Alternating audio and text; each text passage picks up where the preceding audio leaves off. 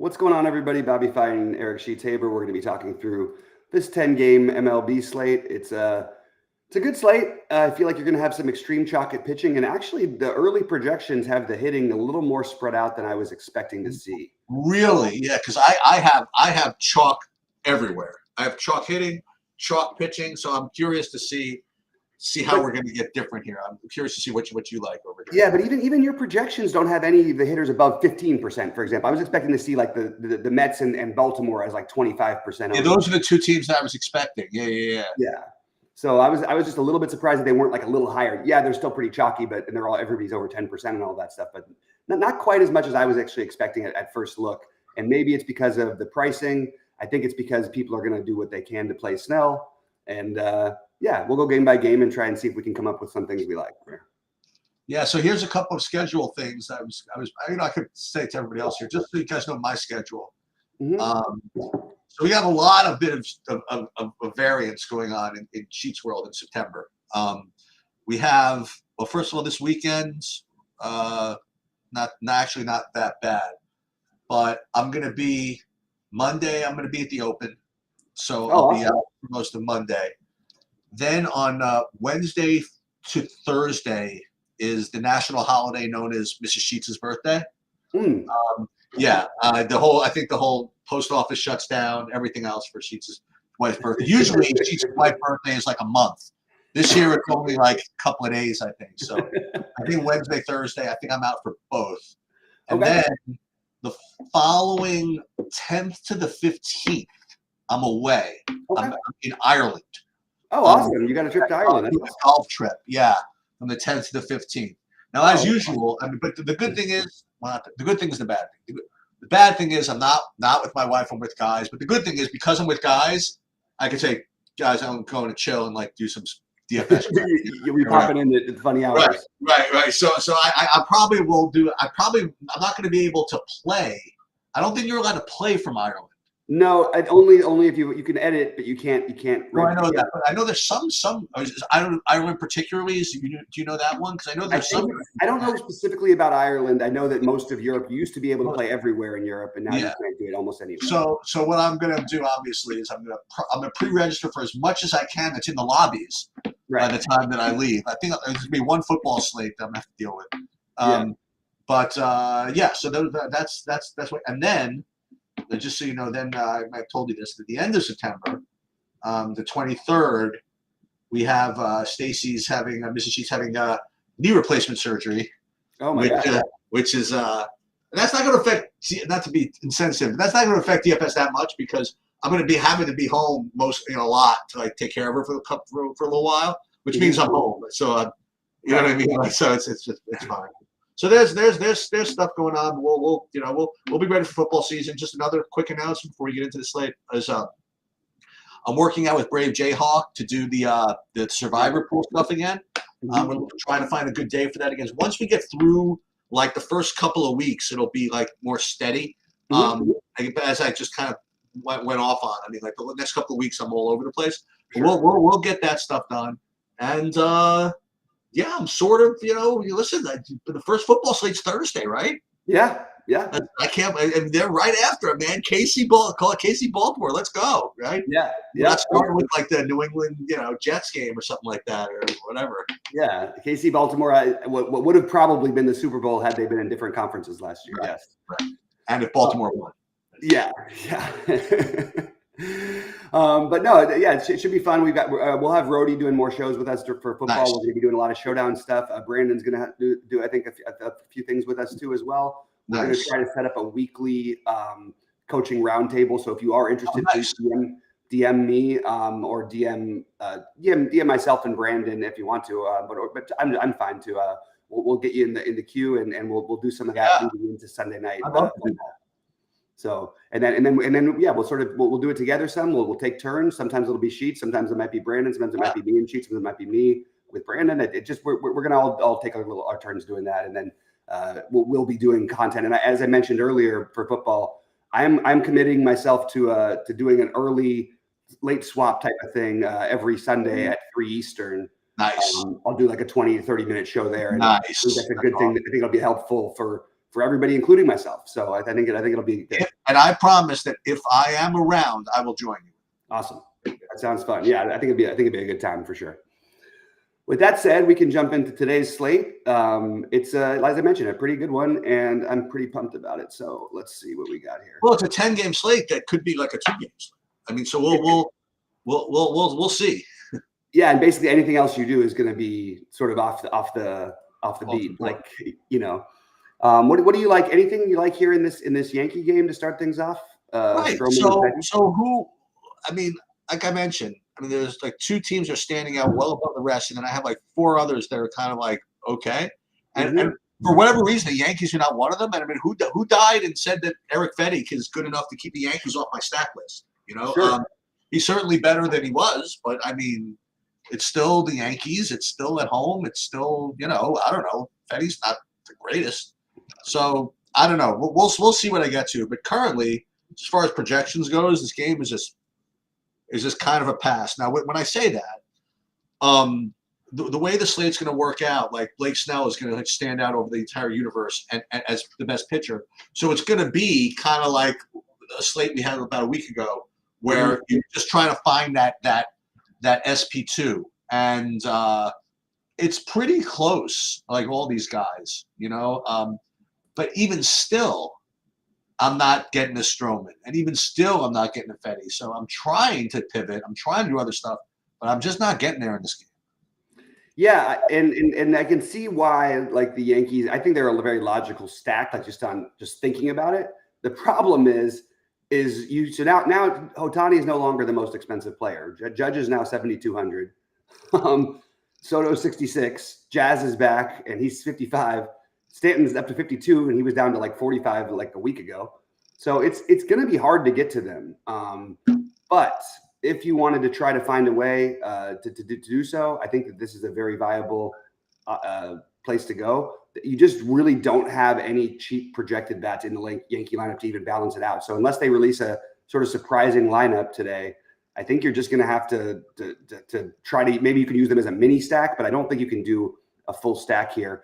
I think Stroman deserves like a little bit of interest as an SP2 just because he's 7,200. It's not an exciting play, but does allow you to save some money. And I think that what's more interesting though is if you want to play if you do want the value for the Yankees, you can play right on the other side of this game.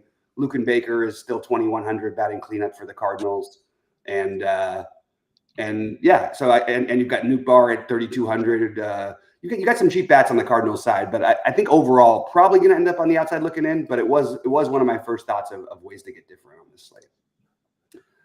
All right, then we have Pittsburgh and Cleveland before we get. Then there's the gap between the 8 o'clock games. Lively and Bailey Falter. Anything you like here, Sheets? Sure. I'll throw Cleveland into the, real lower second tier, stack options. That they'll if I get to some of it, like a 10% of Cleveland, I'll be like, okay, fine, I need somebody aside from the Mets and Baltimore. Or some others. We'll get to some others, but so they're really, I don't want to say the outside looking in. They're on the inside, scratching to stay in. Okay, that's my assessment. And no Pittsburgh in neither pitcher. Yeah, and I think that Cleveland is going to be the third most popular team, but I think there'll be a gap between them and the other ones. You also might have like Tyler Freeman in there at 2,800 as a way of balancing it out. Lane Thomas is reasonably priced at 41. You could have Hedges at 2K. So they're cheap enough to where you can make a full stack really work, or you can make them a complementary stack with one of the other ones. I do have Cleveland as one of the top stacks today, and I would have no problem ending up with them. I'm probably just going to play one lineup, but I think that Cleveland will be the team that I consider. Well, it's the first team I thought of to consider as a pivot stack. There's a couple others that I like we get into a little bit later. Okay, let's see. We've got Oakland and Texas, Gray and Sears. Okay. So JP Sears against Texas. No, not really. John Gray, 6,700 against Oakland. All right. So that's something you could do. There's again, a whole bunch of pitchers that are just, okay, that's something you could do type pitchers. And Gray's sort of one of them. Now, I haven't personally had great amount of luck with John Gray. But again, I only have him at 10% projected ownership, and he's viable. Hitting wise, I'm not really getting to either side. Yeah, I'm trying to figure out what's happening with Gray because I've got him projected at 74 pitches, which seems a little crazy. You know what? Didn't we deal with this before? Remember there was another John Gray slate like maybe a month ago where I was really concerned about playing him because of pitch count or something like that. And it turns out it didn't matter, but there was something going on with the pitch count. It's been funky. So like his last game, he got lit up. So that's whatever. He was out quickly, but that's because he gave up 7 runs in 2 innings. The game before that was only like a few days before, which they kind of pitched him on short notice or short rest or whatever. But he only pitched 2 innings. He only threw 27 pitches in that Pittsburgh game. I don't know what that situation was, whether he came out of the bullpen. I'll try to research it before 6 Eastern. But then you go to 2 starts before that. He pitched 7 2/3, but he only threw 80 pitches against the White Sox. He hasn't thrown more than 80 pitches in a very long time. It has me concerned because I did think of him as a low-owned potential thing, and he's still got a 5 strikeout expectancy here. So like, I think it's a little bit of a funny situation. I don't know. Probably not going to end up doing anything with it myself. I actually think you could make a case for Sears if he was cheaper, but he's just a little too expensive. And I think Texas is the team that I probably like the most. Even though I mentioned I think Sears is kind of interesting because I'm trying to find something for that SP2. I like this Texas team a little bit. Even if it's not a full stack, you still have a really cheap Josh Jung who has a ton of power. You have a low-owned Adolis Garcia at 4,400.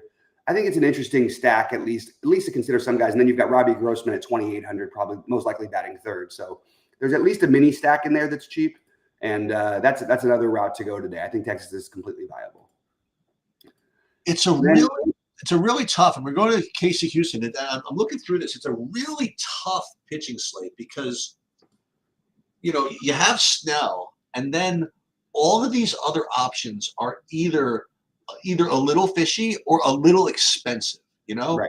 Like Valdez is perfectly fine, right? Mm-hmm. And I actually have him rated second best option. But to play a 10-2 and a 9-5 together, it's a little bit of a struggle, Yeah. Which makes the slate challenging and fun, I suppose. Mm-hmm. If you want to play him and not Snell, that's certainly something you could do. You'll be certainly getting a big ownership rate, but he's certainly he's a worse play. But yeah, I definitely like that.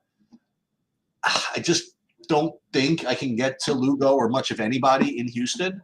So I'm probably off of that. And the hitting, however, I do think Lugo's good enough for me to keep me off of Houston. And Valdez is good enough to keep me off of Kansas City. Yeah, this game is probably going to end up. So here's the problem. You nailed it with the pricing. It's hard to play a 10-2 and a 9-5 on this slate, especially if you want to get to the bats in some of these games we like. But Valdez has a 6. He's projected. Sabersim has him at 6, a little over 6 strikeouts. They've got Snell at almost 8. I don't know if I can pull the trigger with Valdez over Snell. I would play them together, but I haven't found. Maybe we'll come across something. I haven't yet found the cheap enough stacks that make me comfortable to do it yet. So Valdez, just on paper, makes plenty of sense. If you want to play him, I think you probably want to try in your single entries to see if you can get Valdez in with single entries in cash with Valdez and Snell. But let's remember too, it's not necessarily a cupcake matchup here against Kansas City. I don't think they're just a little bit more potent than I think they get credit for. Valdez is a little bit streaky, and so I'm sort of I'm probably going to end up off this in my one lineup. But I did consider that I just don't think I can quite get to Valdez. I did want to point out that Hayward, that Jason Hayward is now on the Astros after the Dodgers DFA'd him. And my family is very upset about this. They love Jason Hayward as a person, like more than anybody. They watch every pregame Dodgers show, so they're like crazy fans. But we're sad not to have Jason Hayward anymore, and he won't speak to anyone on the Dodgers. So no coincidence he ends up on the Astros, our rivals, the team we hate the most. So kind of funny. All right. And then we have, what do you have up next? Because there's a bunch of 8-10 games. I have Mets White Sox next. Okay, Mets White Sox. So this is. Why don't you start this one off? Because this is where so the Cannon is always a guy that people stack against, and alongside of Baltimore, the Mets are looking like the other top play. I personally don't think it's close. I mean, I saw myself what goes on in that freaking park over the last several days, not to mention the last couple of years. However, Sheets, if you noticed the last 4 games, though, the last 4 times they've had a first game in Colorado, it's been like the under by like half every time. I get it, but I know I just thrown it out there. Sorry. You got the Little League team putting up 12 runs there. Yeah, I know. And then you got Baltimore showing up. You know what I mean? Like, listen, the Mets have been obviously much better this year, and Cannon is certainly not the best pitcher in the world. I consider the Mets, like a firm, clear by themselves second. You know what I mean? Like, I don't consider them on par with Baltimore. So if I had to pick one, I think the ownership is going to reflect that as well at the end of the day. But as far as raw, who's going to score the most, I think the Mets are probably second. But they do certainly look good. Cannon gives up a lot of stuff. Yeah. As far as pitching for the Mets, I guess McGill, sure. He's against the White Sox. He throws it his right hand. He's 7,400. Good enough for me. So I like him as one of the many SP2s I'll be willing to take a shot with. Yeah, and that's a little bit what I keep finding is that there's a bunch of guys I'm willing to consider, and he is definitely one of them. I'm going to always consider everybody against the White Sox, and I'm always going to consider every stack against the White Sox. And here's my not even pushback, but just sort of the counter to what the problem is with Baltimore. 1, Baltimore is really expensive. 2, Baltimore has 4 guys in their lineup that at least 2 of them are going to be pinch hit for once Gomber comes out of the game. At least 2, possibly all 4, possibly 5 actually, but most likely 4. So that's another little concern where I can see why you get to the Mets and that combined with the pricing. So I do like the Mets. I don't think I'm going to make a 5-man stack of a team that's this popular. But like you said, I don't know that they're going to end up being quite as popular because I do think people are going to go out of their way. It's also really good hitting weather in Colorado today. So if the Mets end up somewhere around the 10% range, I can do it. If they're going to end up 15 to 20, probably going to have to be off of it on a slate where we have at least we have other options, but really there's one other clear option that you're trying, and that's for Baltimore. You like the White Sox at all or no? No, I like McGill. Well, I like McGill a little bit. The White Sox are super cheap, so if you're not playing McGill, I think that using them as the value, Nicky Lopez it's not a fun play. He's 2,300. He can't hit a home run to save his life, but Gavin Sheets is 2,800. Benintendi's 31. Corey Lee is 24. There's plenty of guys you could certainly make a case for at least a mini stack, maybe to pair with your Baltimore or your Mets, because they aren't going to be owned even though they're so cheap. So I wouldn't mind that. You have Toronto KC next? Toronto Minnesota. Excuse me. Yeah, I have Toronto Minnesota. I want to say that this might be kind of a sneaky 4-pronger. You have Lopez, who's showing up as a decent SP2, and he's cheaper than some of these 9K guys. But Toronto's been hitting the ball, so, and which it just makes this slate kind of interesting, you either have a tough match, not tough match, you either have a kind of a weird, fishy matchup where you're too expensive. Right. Lopez isn't too expensive, but his matchup isn't the greatest. Gausman, Gausman's always in play, and batters against Gausman are always in play. So I don't think any of this 4-pronged stuff is going to be owned. So I think that you can try it as a way to get different. Absolutely. I currently do have Lopez as my second favorite pitcher on the slate. I do think there's some risk in this, but I'm going to trust Vegas on the run total. I'm going to trust SaberSim with his strikeout expected rate at 5.6 is just below. Gausman's at 5.8. All these guys are right in the very similar range as Valdez, and they're a little bit cheaper, which makes things a little bit easier. So I do have Lopez as my current SP2, and I'll do a little check in on his BVP actually, but I still think that I don't think I'm going to be able to get to the hitting on this, just because there's enough other spots that I like a little bit better, and I have just enough respect for both pitchers to not go after it. But we have seen Gausman get knocked around, and we've seen Lopez get knocked around at different times. For what it's worth, Lopez in 2 starts against this team only 1 start. Sorry, no, 2 starts. Sorry, has been very good, but it's a very small sample size, so I don't think we want to take too much from that. All right, we can move over to the Coors game. Yeah, so I think that you could play any of 3 things here. I mean, you could certainly Baltimore is the best stack on the board, and I have Colorado is pretty reasonable as well. And then again, if you're looking for that SP2, I mean, you have Suarez, who's a righty against Colorado, and every once in a while he'll put up a decent game. He pitches it into the 90s, and he's 6,200. Mm-hmm. So I'm kind of down with any of that. So Baltimore is the best, but they're chalky. Colorado's not as good, but less owned. And Suarez, maybe he will get played. I'm not sure, but I doubt it. Yeah, and by the way, I like this. I don't think he's going to, and I like the play. I think that, I mean, again, you nearing 5 on the expected strikeouts, which is, again, everybody's in a range within like 1.5 of each other outside of Snell. I would take a gamble here, and I think also the low ownership justifies the stack to me, because it's going to be a very popular stack. Now, if you look right now, it doesn't. I don't know what's happened with the early projections, but I think it's being very underrated. I think the stack is actually going to be a lot more popular than people think. I know it's expensive for the most part, and I know like Austin Slater is almost without a doubt going to get pinch hit for at some point. Eloy Jimenez has not been playing against righties except for occasionally. You also have in there. Let me just grab my whole Baltimore notes here. You also have Urias, who he plays against righties too, so he probably stays in. But then Emmanuel Rivera, who they just signed, and he's only 2,800. I think he'll be a lot more popular than he's projected, but he's very likely to come out if they bring a righty in after Gomber comes out. And again, I like Baltimore a ton today. It's good hitting weather. It's a great stack. They get to stop facing the Dodgers, who we just took 2 out of 3 from them, and 80 degrees with 10-mile-an-hour winds blowing out to left. Sounds pretty good to me. I also think if you're not going to play Suarez, the other way you get different with them is to try to play some of the Colorado side. The problem is the Colorado side is basically as expensive as the Baltimore side.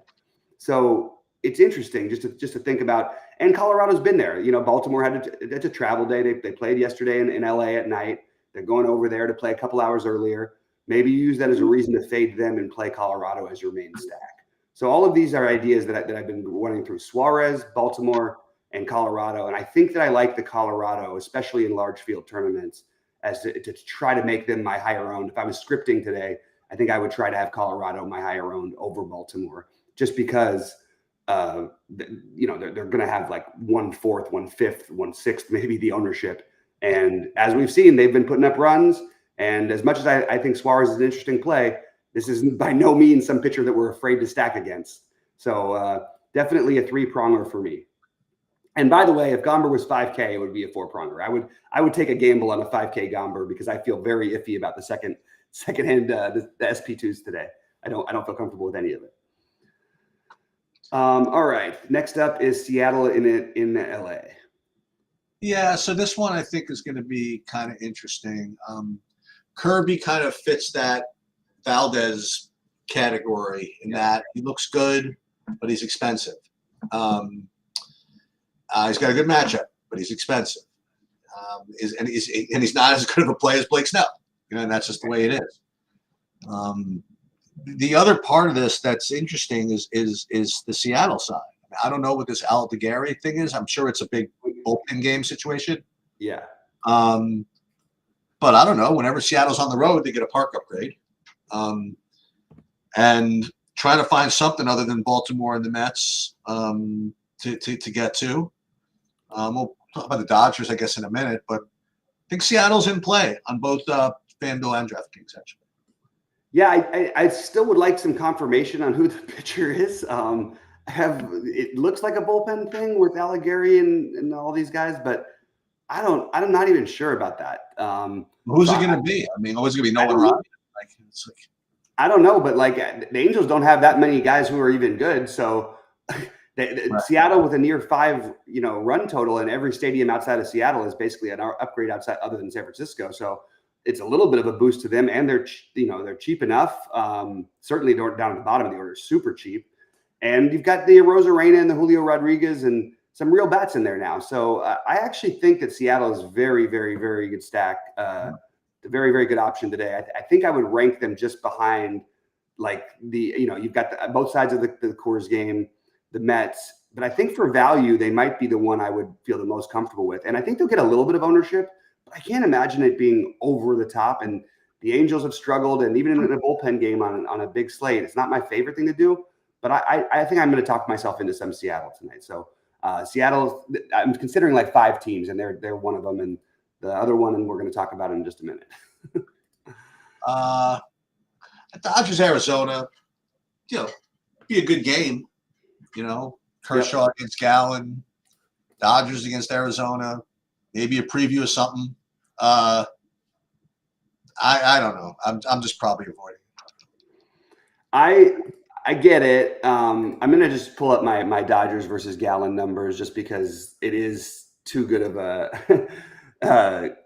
it's too many times that we've seen them face each other that there's got to be a decent sample size. And I've remembered a couple times where they have absolutely torched him, and I remember a couple times where he was pretty good against them.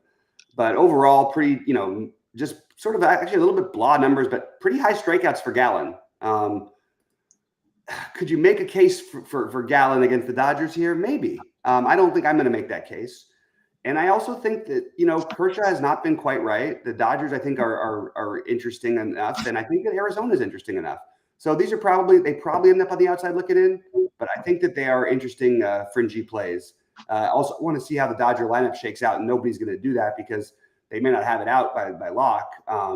But Freddie Freeman has been dealing with the finger injury. We don't know if he'll be back. We assume that Will Smith will be back in the lineup because he was getting his normal day off yesterday. Munty should be back in the lineup. So you should see a much better lineup today from the Dodgers than you saw yesterday. And again, until Kershaw shows that he's really back, I think we got to treat him sort of like another guy. And maybe you don't want to stack against him, but there's some cheap bats. Like Grichuk is 3,100 batting second. Josh Bell is 39 batting cleanup. Just some guys I considered. Just wanted to throw it out there, but I'll say my favorites after we do this last game, but I just think they're probably on the outside looking in. But I'm a little bit interested in the Dodgers.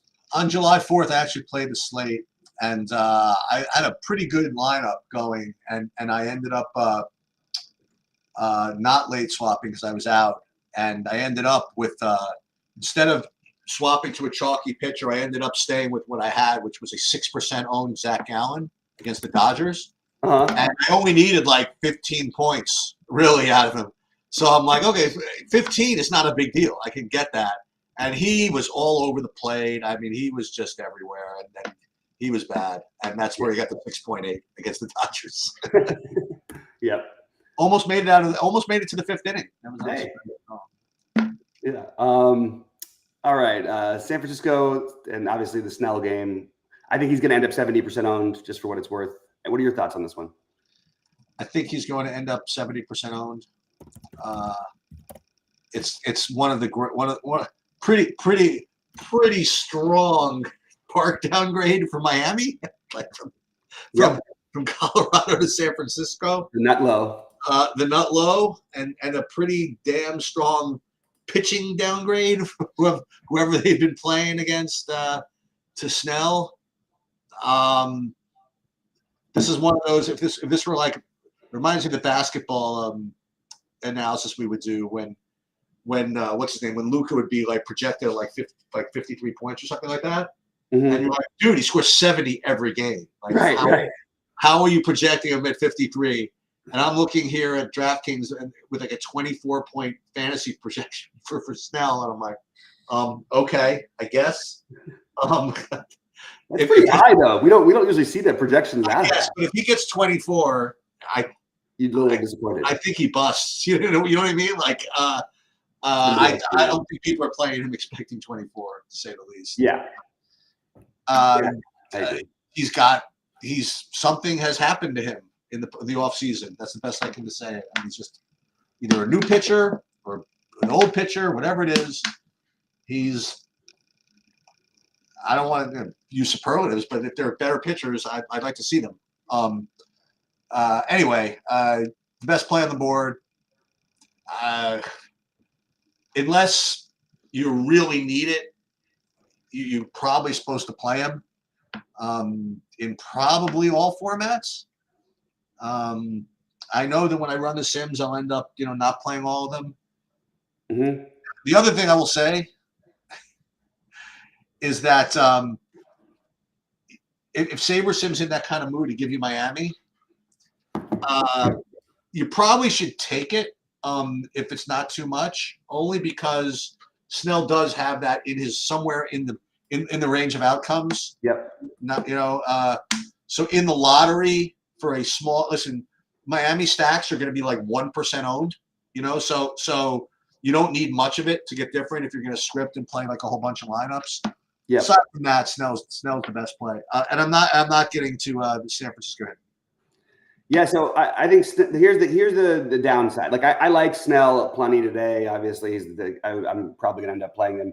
You can't have this big. You don't see this kind of gap in projections usually. I mean, even at 24, he's still like so far ahead of everyone else, and he's got so much more ceiling.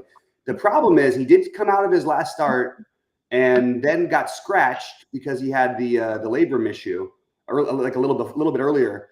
And I was just trying to figure out what happened against Seattle. And I didn't pay attention to that game. It was on the 24th, which means it was on, I believe it was. I guess it must have been a Thursday slate that I wasn't a part of. Why did he only play 3 innings? You mean? Yeah, he only pitched 3 innings his last start, and I think he did come out feeling something. Oh, he had 6 walks. But I mean, I didn't see his pitch count. Let me double check here. That's my mistake. 74 pitches, 6 walks. Only 74 pitches, but he had only given up 2 runs. It's a little weird.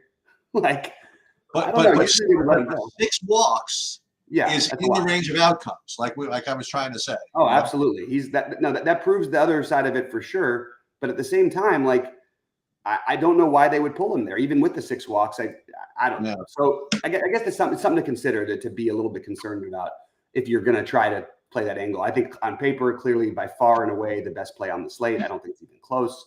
And I actually do like the Giants. So I hate taking games, and it feels wrong on big slates to play in this weather. At least it's over 60 today. I'll say that.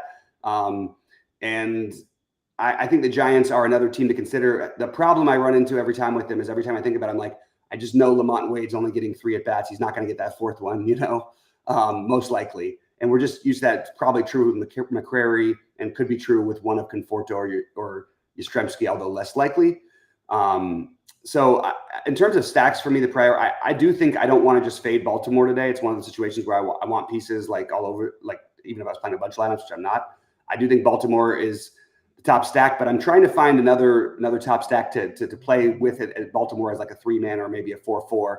And I think Cleveland is the one I feel the best about. I think if you can find a way to do it with the Yankees, that would be really nice. I think the White Sox are logical. If you're going to play a 5-man Baltimore stack, I think using the Suarez and the White Sox is probably a reasonable route.